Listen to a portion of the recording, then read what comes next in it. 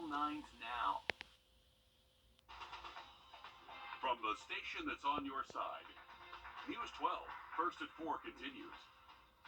My mom went into that hospital and she never came out. She went from bad to worse, and nobody wanted to sit down and talk to us. An Augusta woman is doing what she can to show just how deadly COVID-19 can be by telling her family's story. Even as COVID cases start to trend downward, hospitals have beds full of COVID patients. We tell you the numbers every day, but we don't often hear the stories behind the data. Sloan O'Cone is live in studio to tell us about how one woman who lost her mom to COVID and now has a sister fighting in the hospital too. Deborah Smith's mother died of COVID within 8 days of being admitted to University Hospital. She says the hardest part was knowing her mom was alone. Deborah says she called the hospital at least 3 to 4 times a day and didn't hear anything about her mother's health until the day before she passed. She remembers her mom as the one who strung cranberries on their Christmas tree. She never cursed or drank and was an amazing person full of life. During her end-of-life visit, Deborah says she hardly recognized the woman in the hospital bed. Her mom was in a vegetative state, unable to speak or open her eyes, but the nurses say she could hear. Deborah called her family members to say their goodbyes, but couldn't hold her mother's hand. Her mom was 79 years old, unvaccinated, and a retired hospice nurse. She spent her life bringing comfort to those dying and ultimately died alone. It was a horrible thing to see my mother laying there like that.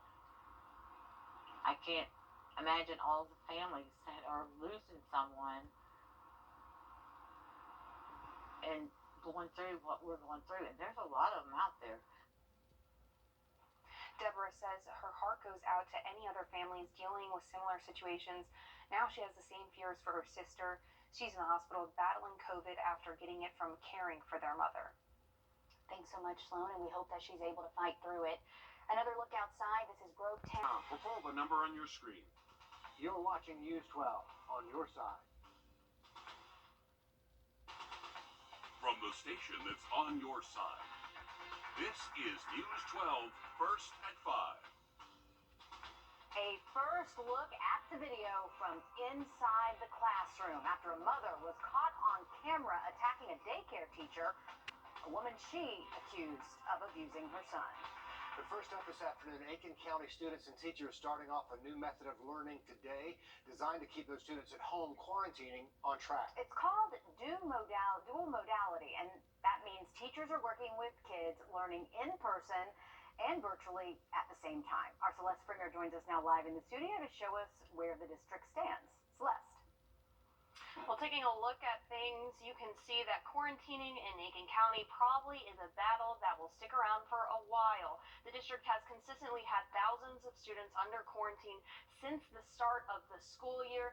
And yeah, you can see those numbers are staying about the same. The most recent report they had showed more than 4,000 were under quarantine. Now, quarantine students, kids grades 3rd and up, will be watching the same lessons their in-person classmates are.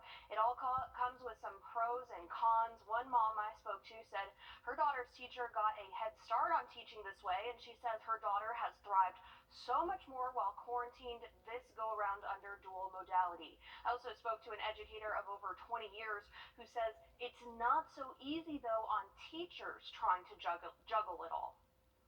So we've heard some horror stories of some things. You know, kids think it's funny to show off some body parts or to curse or to say things in the chat on Zoom. And so while you're trying to monitor the Zoom screen, you also could have a student doing something they shouldn't do in the classroom.